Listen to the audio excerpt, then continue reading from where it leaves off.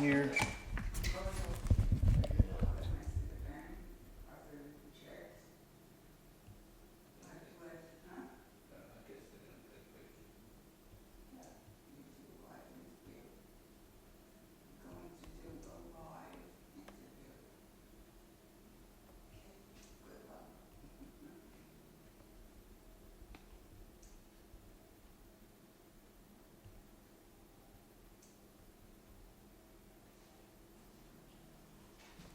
Okay. Are you taking a picture of that?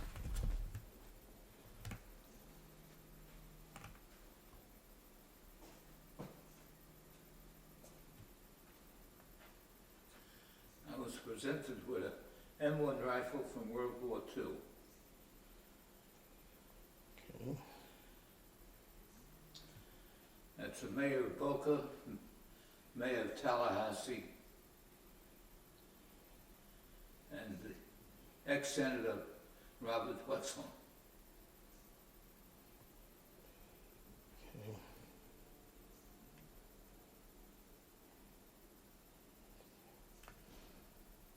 I'm running. Good. Let's see where am I at? There we go.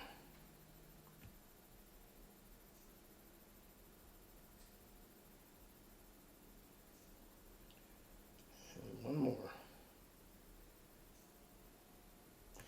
Okay, now, one more time.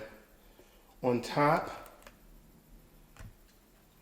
who's on the left? On the left, Yes, sir?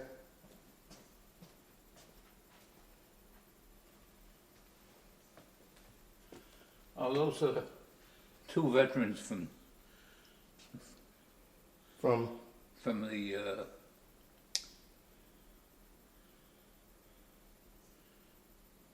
the War Veterans Association. okay, and who's the lady with you on the right? That's Mayor of Boca. Okay.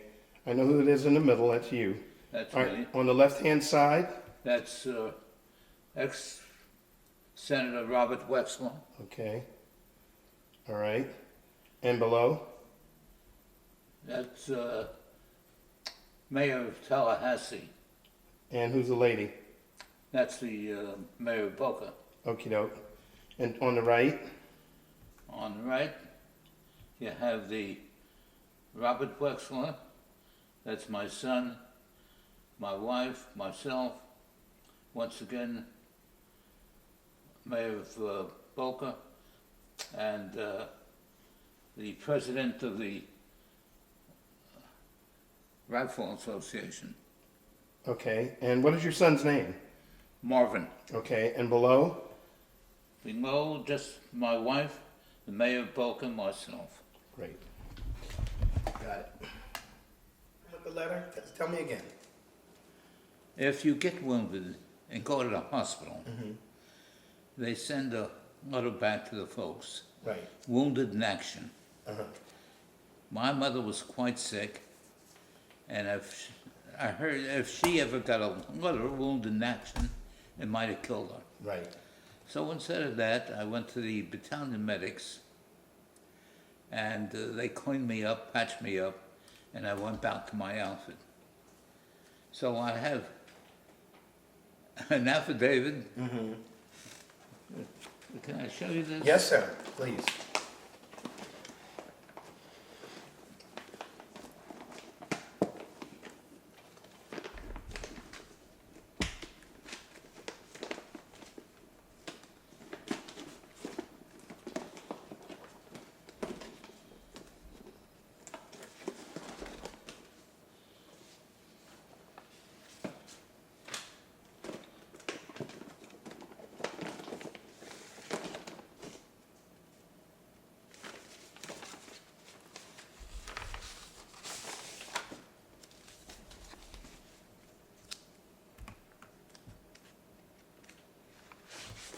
First of all, that's a dagger.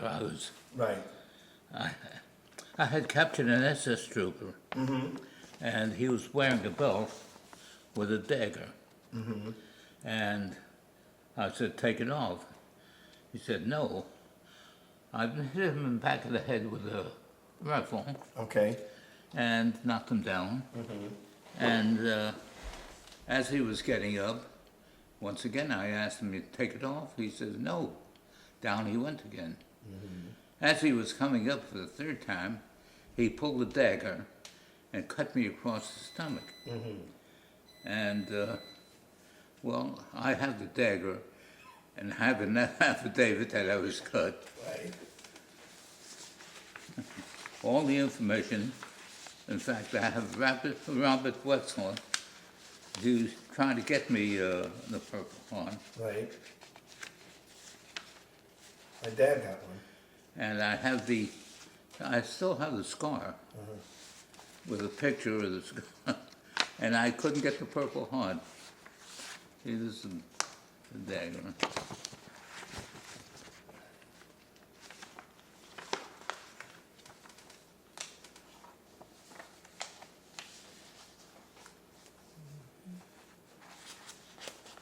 Right. And this is the scar. And, by the way, we are at the home of Murray Soskil. Mr. Soskil, your address is what? 17? 17244 Wrighton Lane, Boca Raton, Florida. Right. And my name is Carlton Cartwright. I'm the executive director and founder of the Children's Coalition Incorporated. And we're starting in the middle of the interview with moving right into battle scars. Okay. There's the affidavit. What affidavit is that? Confirming? That, from one of the soldiers that I was cut, Okay. and I still couldn't get the Purple Heart. Okay. Great. Well, we could start at All right, we're good. at We're the good. beginning. We just about, okay, and, okay, you and I are the only ones here. What branch of the service did you serve in, sir? I joined the 3rd Infantry Division, Army? Army, as they landed on the beaches of southern France. Okay. I went It was World War II? World War II. Yes, sir. Go ahead. I walked through France, through Germany, into Austria. Okay. Were you Almost drafted or enlisted?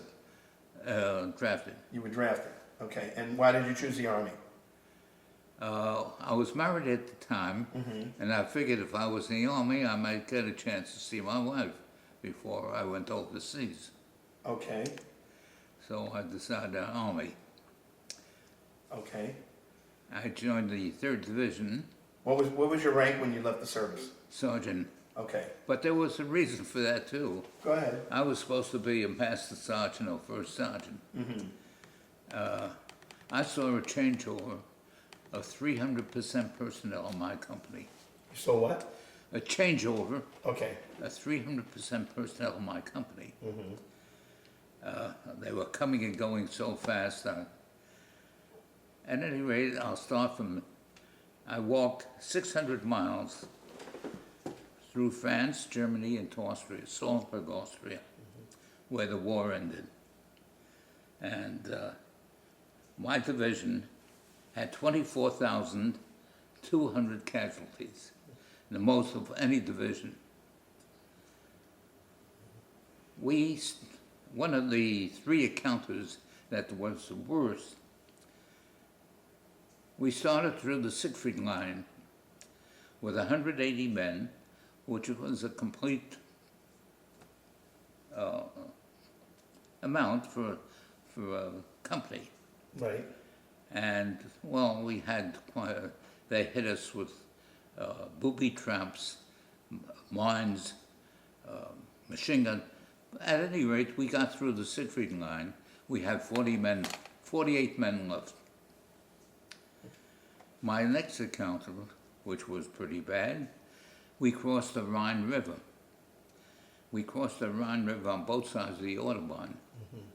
And we had, once again, 180 men, a full complement for the company. Right. And we had 16 boats, which the engineers put near the bank. As we started across, the Germans had us zeroed in, and they kept dropping mortars at boats.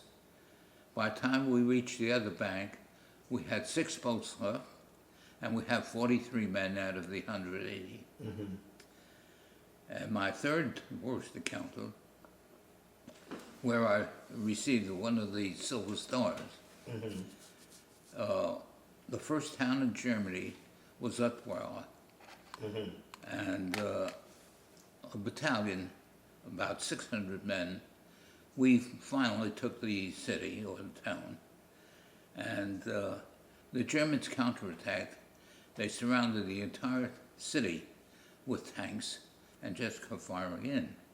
We tried to get out, and I had my squad at the furthest end of town. And I told the boys, look, I'll run first, next guy count 10 and run, and so on and so forth. Well, the fellow in back of me got nervous and ran ahead of me. And as he got between two houses, an 88 hit him and he disappeared. Well, I took off and I was flying. Well, I ran between two tanks and such. I got my helmet knocked off. But right before the end of town, I ran into a German machine gun nest. There were 6 Germans in the machine gun nest. And the officer there started to pull a Luger. I was a little faster, and he was down. The other 5 surrendered, and I had them running in front of me. We got outside of town, and I brought them into battalion headquarters, where they were interviewed. Well, after that, the division retook the town, and that was Upwell. Then there was another very interesting thing, not interesting, but we got into the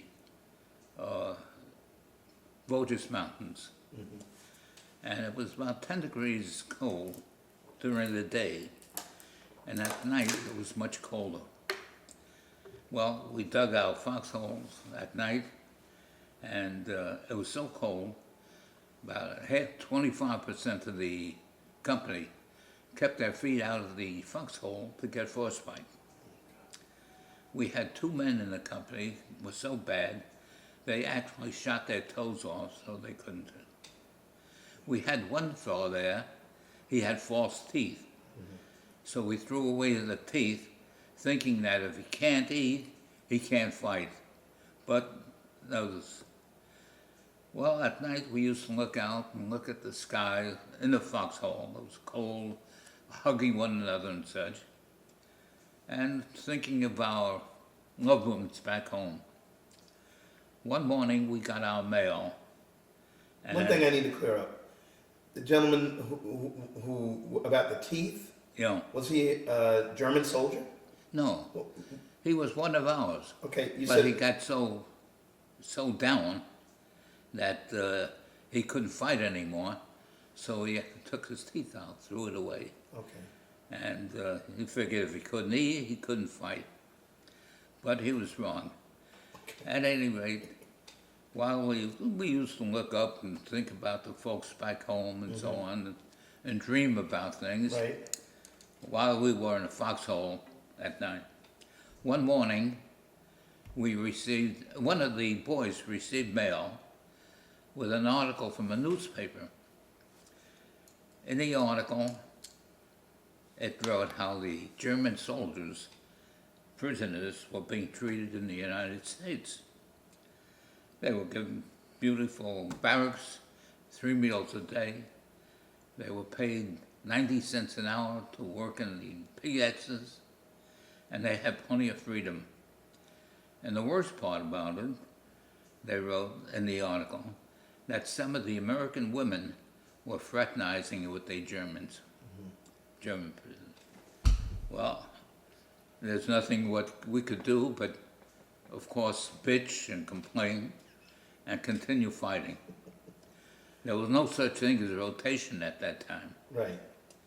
So it was, but at any rate, we didn't take very many prisoners after that. We came to the city of Augsburg, And after we were in the railway yards, and there were 6 cattle cars in the railway yard, and they seemed to be riddled or something. We opened the doors of the cars, and hundreds of GI bodies fell out. Most of them were dead. There were a few wounded because they were behind the dead ones.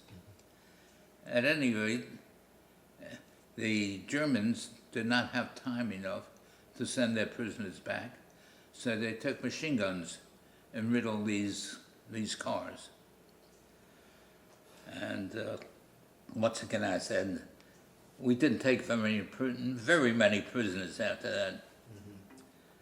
Then, well, we came to Nuremberg, and there was plenty of fighting there. It was tough fighting. And Nuremberg has a suburb, and then after the suburb, they have what they call inner city. The inner city, they had a wall about 8 feet tall, which was about 3 foot thick. Yeah. So we had to scale the walls or find tunnels that went through into the city. Well, we finally took the city after many casualties. Right. And they pulled my group back, and to a field nearby, where they gave us new uniforms and the ascots. And this is the first time I changed my uniform in 3 months. And a band joined us, and we marched into Hitler Sport Parts in the center of Nuremberg. Well, a general gave us a pep talk, and he called out 5 names. Mine was one of them, and he pulled a silver star on me. Well, anyway, a few minutes later, a colonel came over to me, and he says, I have the authority to make you a commissioned officer. Okay. But the average life of a commissioned officer in my outfit was 2 to 3 weeks. Okay. And I had already gone through plenty. Right. So I said, no, I'll stay with my outfit. Well, he grabbed hold of me and started, you're a coward, you're a coward. As his colonel, they just pulled a silver star on me, and you're calling me a coward. Well, anyway, because of him, I was supposed to be either tech sergeant or first sergeant, but he stopped every advancement I could have made. Right. Because I didn't want to take a commission. Right. Well, after Nuremberg, we started marching out. We had gone about 20 miles, and all of a sudden there was a tremendous smell. And as we got closer, we saw the reason for the stench. Yeah. We came to a concentration camp. Well, we saw, as we approached the camp, we saw hundreds of bodies. Actually, they were live skeletons. They weighed about 80, 90 pounds, and they were hanging on the fences. And, well, as we walked in, there was a wall. They had 8 figures hung on this wall, which they used for target practice. Then there was a building which we thought was a hospital. But as we walked in, they had jars with human organs all over the place, and parts of bodies thrown all over them. It was an experimental place. Well, we got out of there fast after throwing up outside, and we came to the crematorium. And the fire was still in the furnaces, and the blood was running in the gutters, and there were barrels filled with ashes. And when we opened some steel doors, there were trays of bodies, nude bodies, ready to be thrown into the furnaces. Well, after we walked out of there were pits, each one the size of a room, dozens of pits. And each pit, they had hundreds of nude bodies thrown in there. Well, as we walked in further, there were hundreds of skeletons, ghosts walking around. And there were many of them laying around, too weak to get up. And we couldn't feed them because if you fed them, the food would kill them. Right. So we couldn't feed, we had to wait till the medical call came in. But as we walked around, one of the inmates shuffled over to me, grabbed my arm and said, "American?" I says, "Yes, and I'm Jewish." Well, he started crying, and I started crying. He without tears and me with tears. Finally, when the medical corps came in, we moved out. And the boys said, if they had seen this scene before, there wouldn't have been a German alive. They were shooting everyone that they saw. They were so riled up. They had to take us off the front lines for about 3 days until they calmed down a little bit. Well, that was another. From there, we were on our way to Munich. Munich, as we were approaching, there was a Hitler Youth School. And as we were approaching, we heard a band playing, and out marched about 200-300 kids, guns on their hips, firing away at us, in uniform. They were 13, 14 years old. And of course, when you're fired on, you have to fire back. Right. It's, rather than be killed, Well, anyway, after a little while, the kids started yelling, "Comrade, comrade," and they wanted to give up. And back of them, they had these SS troops. Right. And as the kids started yelling, they wanted "Comrade," the SS troopers shot them in the back. This is their own kids. Yeah, I understand. And, I'd captured one of the SS troopers. And at that point, he was wearing a belt with a gun, with a dagger. And I had said, "Take it off." And he said, "No." And down he went, and I hit him back in the head. As he got up, "No," again, and down he went. And the third time, he came up, he took the dagger and cut me across the... I'll show you the dagger if you wish, if you want to see it. I would. We can, at the end, if you don't Well- mind. Yeah, or you can get it now. Yeah. At any rate, Yeah, okay. after Munich, the fighting started getting much easier. But we kept pushing on ahead, and we came to Birch's Gardens. Well, we had very little fighting to do in Birch's Gardens. The Air Force did such a tremendous job that we didn't have too much fighting. Now, if you ever watched the Band of Brothers on TV, do you recall that? I've seen it. Well, according to that program, they had the paratroopers fighting for Birch's Gardens. Actually, they came after us. We had very little fighting, and they walked in after us, had no fighting at all. But the TV showed them fighting for Birch's Gardens. Right. Well, one of my buddies wrote to the producers, and we got a letter of apology. Okay. The 3rd Division took Birch's Gardens, but it was too late, they couldn't do nothing about it. At any rate, after Birch's Gardens, we moved on ahead. Well, in Birch's Gardens, we saw the crow's nest. That was up on top of a mountain, and that was where Hitler had his retreat. Oh. and it was bombed, of course, but it was beautiful. Uh-huh, They overlooked, you could see Austria from Birch's Gardens, right. and we moved on. After a while, paratroopers moved in, and fighting was very light. As we were coming towards Salzburg,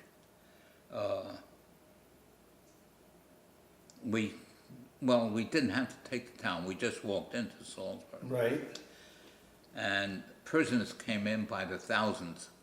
We were putting barbed wire around, and they kept walking in with their guns and all. And we just had to move them somewhere. mm-hmm, At any rate, they gave me the hotel in the center of town to guard the warehouses. Well, while we were pushing towards Salzburg, the Russians were pushing towards Vienna. So they had about 30,000 young women from Vienna coming to Salzburg. And they gave me this hotel. It was about 5 stories and about 20 rooms in each floor. mm-hmm. Well, when I walked into the hotel, every room I came to, there were 3, 4 women in there. Well, what I had to do, I cleaned out the top floor, all the women that were on the top floor, and I put guards on the stairway. And, well, every time I had to change a guard, I had to start looking for them.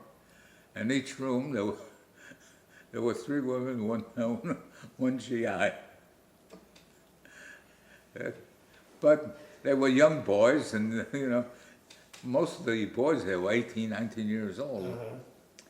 And you can't stop them. It's pretty hard to stop them. Well, at any rate, we got into Salzburg about May 5th, and they took we turned in most of our extra ammunition and such, Mm-hmm. and we thought we were finished. Mm-hmm.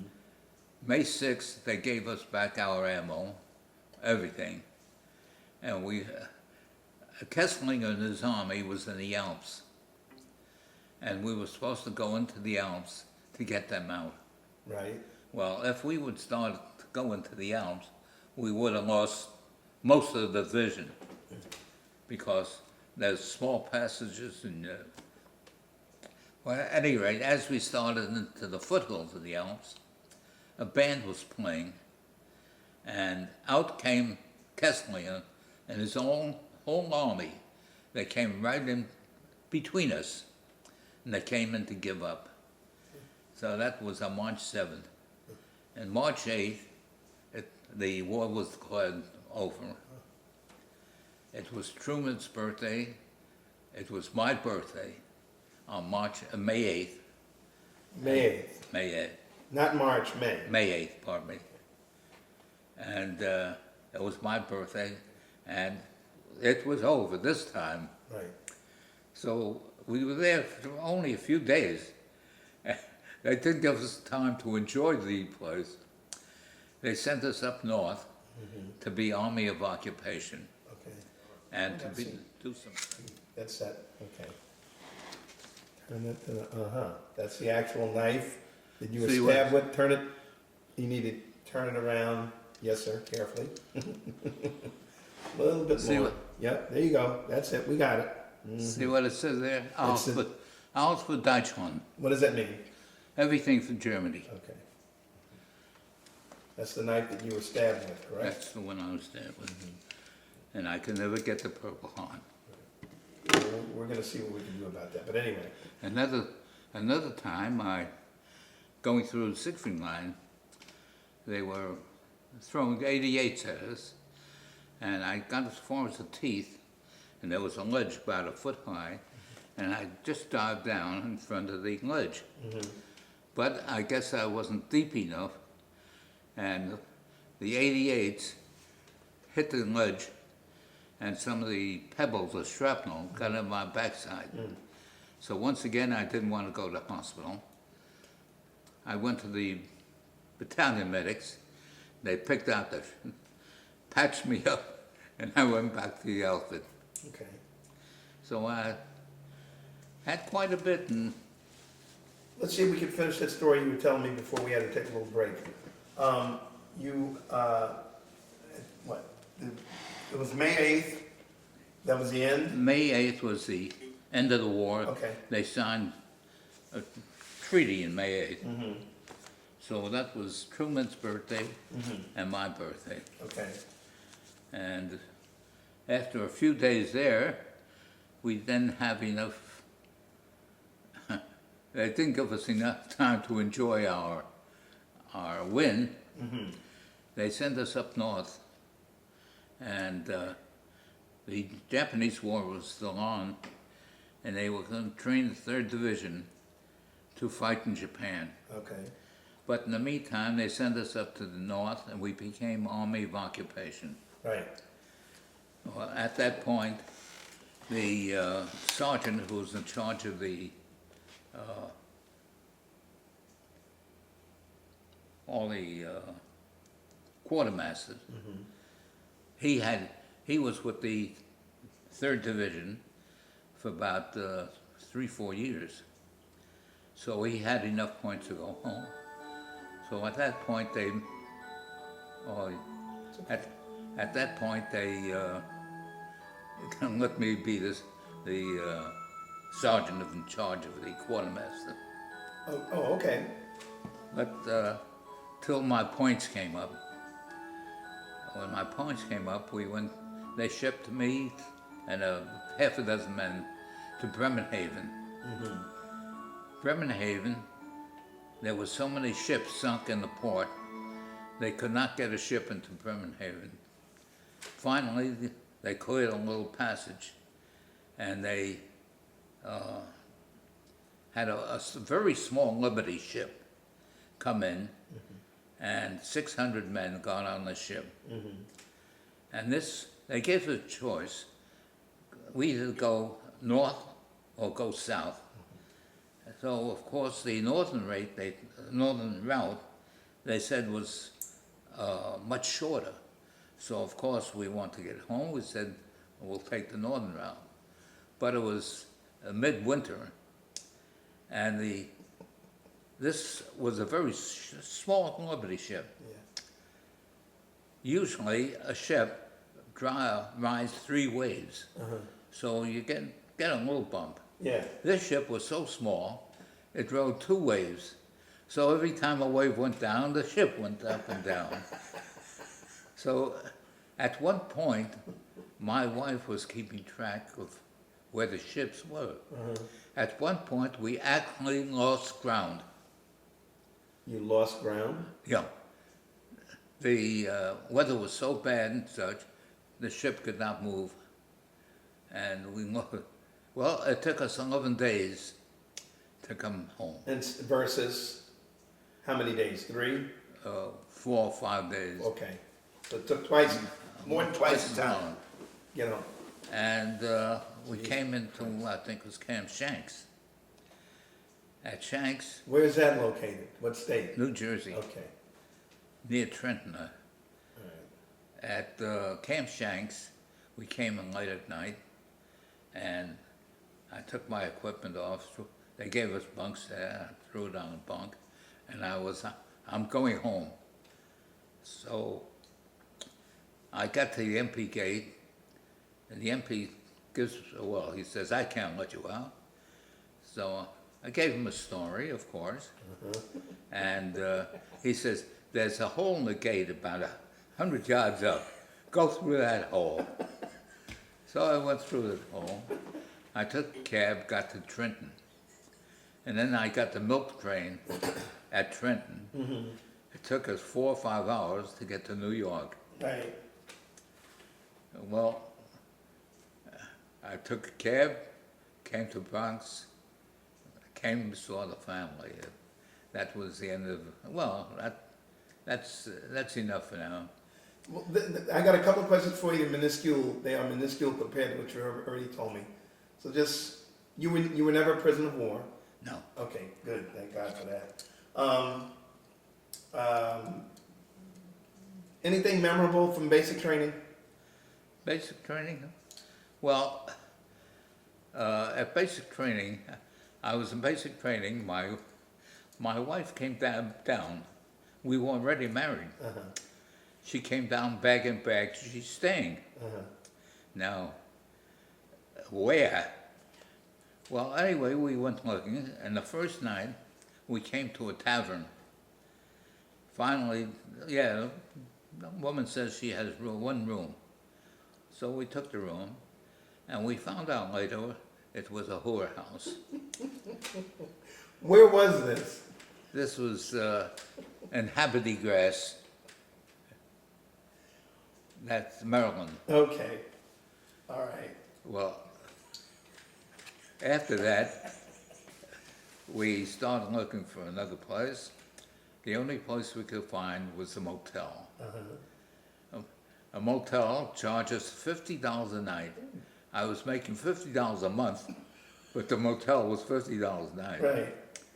We stayed there 2 days, and they had built houses for civilians that lived in the Aberdeen Proving Grounds. Right. Uh-huh. So there was about 100 houses, and Pearl went from house to house trying to get a room. Finally, at the last house, the woman said no. So she sat down on the steps and started crying. Woman came, it brings tears to my eye. Woman came out and said, all right, I'll just stay for the weekend. Okay. Well, the weekend turned to 6 months. Okay. She loved us. Okay. So, for 6 months, and then I was shipped out, and of course in the proving grounds, she got a job in the proving grounds itself, where she got a special pass. She could go anywhere in the camp. The soldiers couldn't even go in the proving grounds. Well, on the weekends, one weekend I got a guard duty. Right. So she came in and followed the squad to the guardhouse. From the guardhouse, she followed to my post. And she sat in the grass. I walked up and down, and she sat in the grass, feeding me candies, cookies, and stuff. And it was I was walking up and down in front of the officers' quarters. Right. One officer came out. My wife was a very pretty woman, and started flirting with her. And I'm standing with the gun and ready to poke it up his Okay. my stuff. Well, anyway, we had 6 months in Aberdeen. Uh-huh. Then they shipped me out. Well, my wife, had quite a bit of influence with and she found out where they were shipping us, and we got somewhere in Ohio. And as we pulled in, she was standing on the station. A little determined, huh? When we got shipped again to a small place, she was there. Okay. Well, anyway, the boys bet that when we got to England, she would be there waiting for us. Was she? What? No. What? Okay. She tried. She couldn't get there. Okay. Okay. She volunteered as a nurse, but it was too short a period. They couldn't. Couldn't swing it. Well, that was all. Okay. All right. That's enough about the beginning. You told me about your medals. You told me about the casualties. I think I've heard enough of that. Well, there was one incident. What is that? Tell me. After we had crossed the Rhine, we had 34 left out of 180. And one of my men was carrying a dynamite satchel. And he got wounded, and I took the satchel from him. There was a pillbox that was holding us down Right. for about 2 hours. And we couldn't move, and it started getting dark. And I called for smoke. And there was a gully that went almost up to the pillbox. Now, What is a pillbox? a bunker. Okay. It's one of these big, massive, What do you mean it was holding you down? What do you What's mean? that? What do you mean it was holding you pinned down? us down. Huh? Pinned us down. We couldn't move. They had machine guns in there. Oh, gotcha. All right, I understand. And what is it, you said at the base, after you got, no, in the beginning, a proven? What is that? Your wife, nobody could get in there, she was able to get in there on the base? Oh, yeah. Proven? Proving grounds. Proving, what is that? That's where they got all the new guns and the new inventions and everything that Gotcha. All right, so it was like it's, testing. yeah, Okay. testing. All right, so let's go back to Oh. 34 out of 180. Well, as I said, I took the weapon, the dynamite satchel from him, Right. and after it got dark, there was a gully that crawled almost up to the pillbox. I'll have pictures of the pillbox inside. And I crawled up to the pillbox. With one leap, I threw the satchel in, the dynamite satchel, and I knocked out the top floor. But the pillbox was 3 stories deep, and at the bottom story there were 6 women. Now, I don't know whether to continue on this, but one was very pretty, and the boys were pretty hard up, and one says, "I'll take care of her." As he took her to a farmhouse nearby, as they were having intercourse, she took her scissors and cut his scrotum off. God. So that was the end of both of them. And What happened to her? that we killed her. So that was another story of, yeah. Okay, we're almost done. What did you do after the service? Did you use your GI Bill? I used to go to City Night College, and In I Manhattan? went. Then the war came along. Okay. Oh, before the service? Before the service. Okay. And during the day, I worked for some watch importer. Some what? A watch importer. Got it. So when I came back, after we had a little honeymoon again, I went up there and he offered me a very good job. I was supposed to go back to school. My folks wanted me to be a dentist. And they could not afford NYU. So I went to City College Okay. at night. And I was supposed to go back, and I needed about 100 some odd credits to graduate. Right. But he gave me a very good proposition and made a big hero of me. He sent out someone that was working for him, got silver stars and so on. The watchmaker. The watch Importer. Right. So I took the job and didn't go back to school. Oh, okay.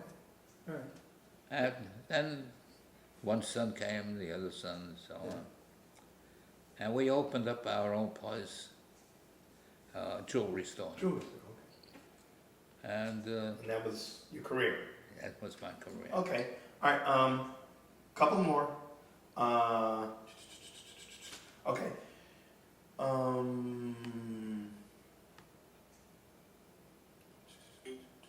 Okay. Did you make any close friends? And have you continued the friendships? I still have one buddy. Uh-huh. Well, there was a whole story of him too. I could go on and when you read the book, Yeah. this Seymour Rosen. Uh-huh. I used to write home after I was in the ordnance, Right. I was, oh, another little stuff. I was in ordnance. Yeah. What? Can I help you there? What? Don't worry about it. Go ahead. I used to write home in ordnance. Then they put me in the infantry after they closed the depots. So. Right. So I used to write home, ordnance attached to the infantry. So my mother shouldn't think I was in the infantry. Right. So one day, one of my neighbors came into my mother. Her son is in my outfit. Came in as a replacement. Okay. He was in the infantry. Right. So folks found out, of course, I was in the infantry. Right. And she wrote that I was to take care of him. Now,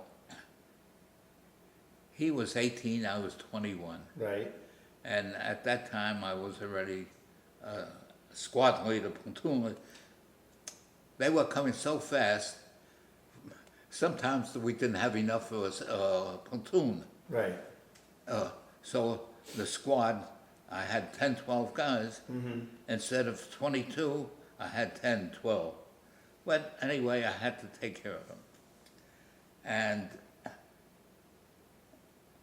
we got a new lieutenant. We were had taken a little farmhouse.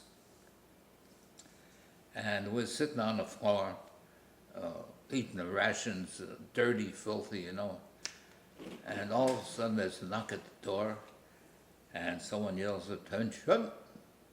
Now, if a general walked in, we wouldn't stand up. This lieutenant walks in with a brand new suit, clean boots, just came from these States. Now, men get up. He gets up on a table and gives us a pep talk. We're here to kill the Germans. We're here the guys are dirty, filthy, fighting, killing. And he gives us a pep talk. Well, anyway, because of him, we finally got a lieutenant. We had to go on patrol that night. So we're supposed to go about 15 miles out, find out where they were in force, and come back. Right. And the division would move up. Well, anyway, we go out on this patrol. There were 22 in the, and this lieutenant is starting it, and we're going out. I says, "Lieutenant, we don't go over hills, we go around hills." Right. Finally, he says, "Okay, Sergeant, take over." So we go out about, out of the 15 miles, we had covered about 10, 12. And all day long we were fighting. And besides that, they gave us this patrol. And the boys were dead tired. We got out about 10 miles after walking 10 miles.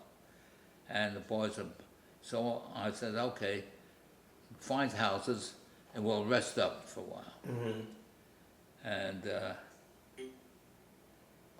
I lie down, and all of a sudden a little Russian boy comes rushing in. "Sergeant, Sergeant, the Boche are coming." I run out, I grab my Tommy gun, and I run out, and I had put up two guards, and I see the Germans are leading them away. So as they see me coming with 2, 3 more of my fellows, they shot these 2 guys down. And anyway, artillery started coming in on us, and we're supposed to pull back. I would not pull back. I can't find the Seymour Rosen. He was asleep in one of the houses. Finally, we found him, and we started back. And they kept chasing us. The artillery kept. We had gone back about 5, 8 miles, and all of a sudden we came to a house that looked like a fortress. Right. And there was only that we could get in the door, and there was only about a window about 10 feet up. Seymour Rosen was 6'4", and we boosted him up, and he got through. And we hear screaming and yelling and such. Oh God! And finally, after about 5 minutes, he opens up the door. He's all beat up, bloody and such. Oh, my God. It was a nunnery. And they thought we were coming in to attack them. Right. Well, anyway, we made a stand there for a while Right. until the division came up and we moved up ahead. Okay. That was another story. Right. All right. Two more and we're done. Did your military experience influence your thinking about war or about the military in general? Well, I have if you read this, you would find out what. I need for you to tell me. Well, I thought that war, I thought was worth fighting for. Like they said, it would be the end of all wars, but of course it wasn't. Right. And it was very unfair. The combat soldier didn't have rotation at that time. We were taking the brunt of everything. Usually in a division there's 15,000 men. At that 15,000, there was 8,000 fighting men. The rest were servicemen, in other words, cooks and quartermasters Right. and truck drivers and such, attached to in my outfit, just the one division, we had over 10,000 casualties. Now, the division itself had 240,000 or something casualties. Right. And we had a tremendous amount of casualties. Tremendous amount of what? Casualties. Yes. I thought without any changeover, and when some of our soldiers got just wounded, after a while they came back and had to go through the same thing. In the meantime, the soldiers back in France, Right.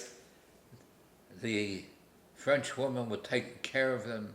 They had all the food they needed, new clothes. They were getting the clothes that we were supposed to get. We had combat boots we were supposed to get. They got them first. Who did? The rear echelons. The re-echelons. Rear echelons. Those that were in the back servicing. Oh, okay. They got all the good clothes and all. Right, I got you. It was, I think, 2 or 3 months before I had a hot meal. It was 3 months before I changed my uniform. Right. So these things, there was, except for the lieutenants, just very few officers above majors ever didn't know what the front was actually. Okay. They would all go. And in fact, even though the lieutenants, if they were good lieutenants, they would last 2 to 3 weeks because they would lead the men. Right.